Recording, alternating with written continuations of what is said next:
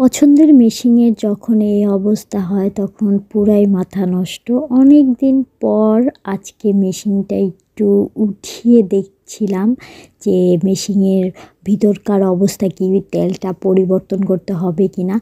উঠে দেখার পর সম্পূর্ণ মাথা নষ্ট, এত এত ময়লা জমেছে।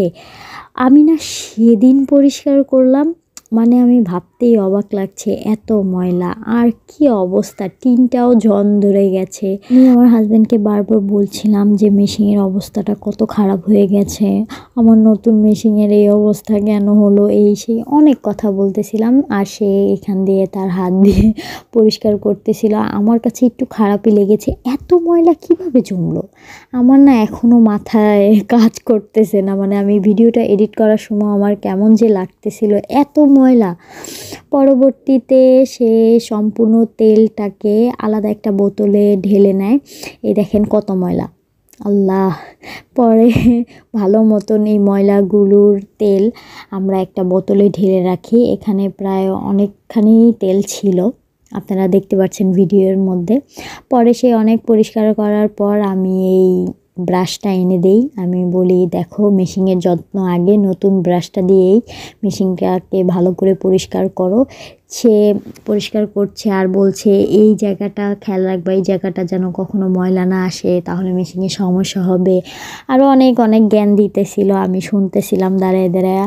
আর এখানে আমি পায়জামা কাটতেছিলাম। মানে আমি কাটার মাঝখানে কি মনে হলো, মেশিনের তেল পাল্টানোর কথা মনে হলো হঠাৎ করে। পরে আমি চলে গেলাম। এখন সে পরিষ্কার করেছে, প্রায় 1 ঘন্টার উপরে লেগেছে এইটা পরিষ্কার করতে, এত ময়লা ছিল। পরে এই ফ্রেশ তেলটা আমি ঢেলে দিয়েছি, সুন্দর করে সম্পূর্ণ ছড়িয়ে ছড়িয়ে ঢেলে দিচ্ছি। কি নতুন লাগছে, আর নিচের অংশটা কীরকম হয়ে গেছে। আপনাদের যদি বাসায় এরকম মেশিন থাকে আপনারা একটু শেয়ার করবেন, নিচে এই মরিচিকার মতন কেন পড়েছে। আমার হাজব্যান্ড বলল যে সব মেশিনেই হয়, টেনশনের কোনো কারণ নাই। কিন্তু তারপরও নতুন মেশিন, আমার অনেক খারাপ লাগতেছিল। তারপরে তেলটা ভালো করে সে ঢেলে দিয়ে দেখাচ্ছিল, এই দেখো হাই পর্যন্ত আছে, এই তেলটা অনেক দিন যাবে ইনশাল্লাহ। আমি মনটাকে বুঝাতে পারছিলাম না কেন জম ধরেছে। পরবর্তীতে সে তেলটা ঢেলে সুন্দর মতন আমাকে মেশিনটা চালু করে সেলাই করে দেখিয়ে দিল যে হ্যাঁ মেশিন এখন ঠিক আছে, আর 3 মাস পর পর তেলটা পাল্টাবে।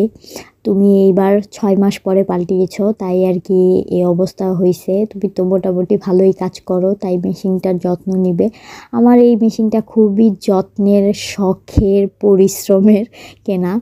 আমি দীর্ঘ 1 মাস কাজ করে এই মেশিনটা কিনেছিলাম, তাও আবার রোজার মাসে।